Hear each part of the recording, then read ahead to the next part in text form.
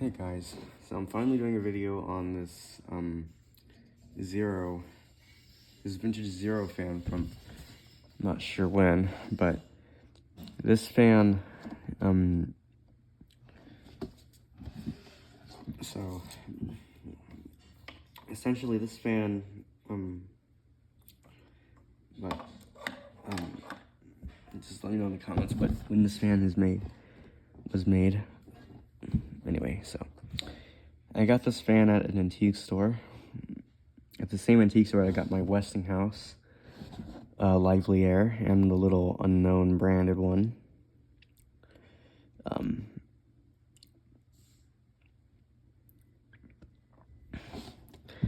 I got this fan for at least $70.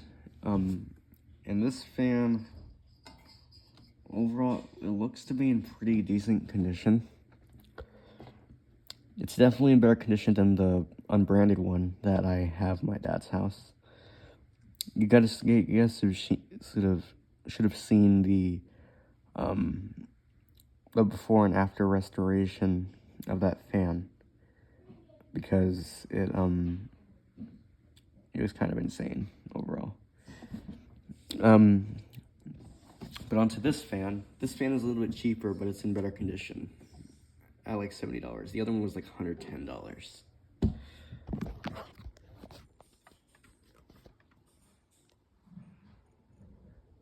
Here's the Zero badge.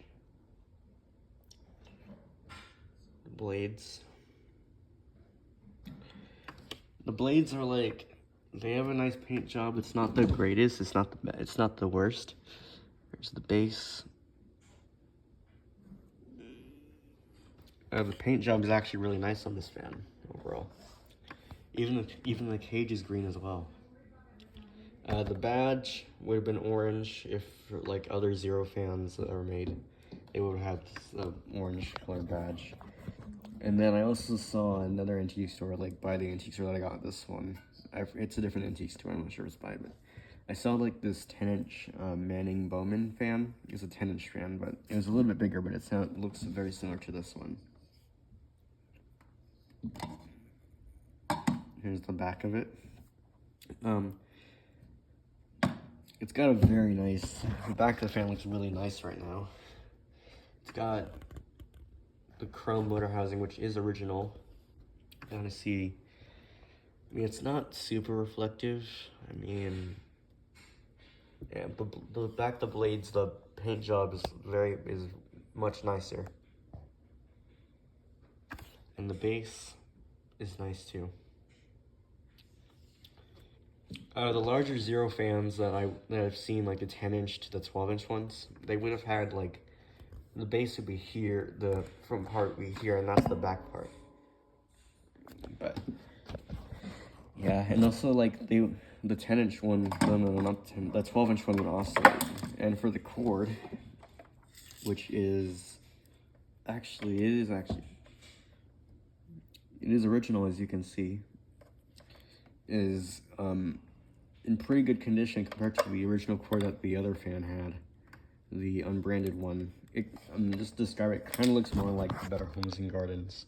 The cord that fan had, it was original. It was a cloth-covered cord. Well, not cloth-covered like this cord right here. It was more like a vintage cloth, but that cloth had like, it was very frayed, and it didn't really do anything. It was not that safe for to use. And also the fan had a lot of play in the bearings. This one does too, and that's what caused it to rattle a lot. And the fan needed a lot of, well, not like a lot of oil, but it needed like a couple drops, and it fixed it up. So yeah, this fan has a bit of a bent blade, but it doesn't seem like it rattles a lot as much. Here's the bottom of it.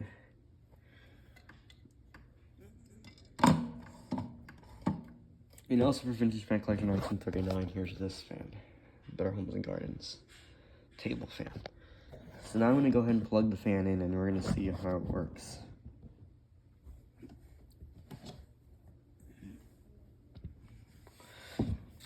The plug is actually pretty good. It's nice and comfortable to hold.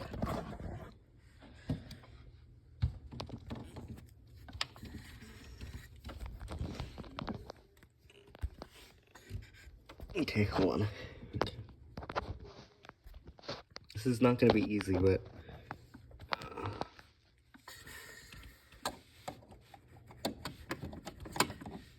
we'll get back guards.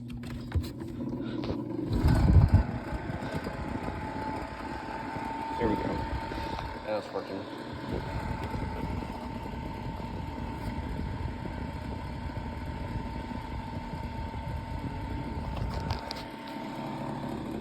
Now all that rattling that you guys are hearing is the table. It's not the fan, it's the table. I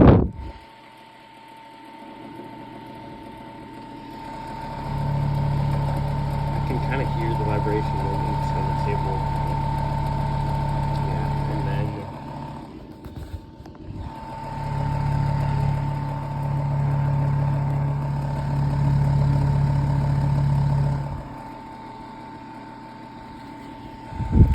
like, for example, if I lift the fan off the table,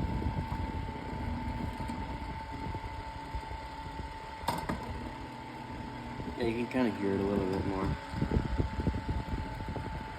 If I had a fan on like a different surface, it would have worked a lot better. You know, all you guys would hear is the fan. So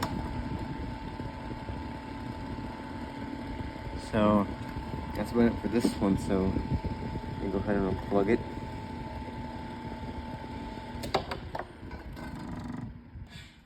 I did forget it does that sort of thing. So, yeah, there it is, a Zero desk fan. I think it's a 6-inch, I'm not sure. Anyways, thanks for watching. As always, I'll catch you guys in the next time video. Peace.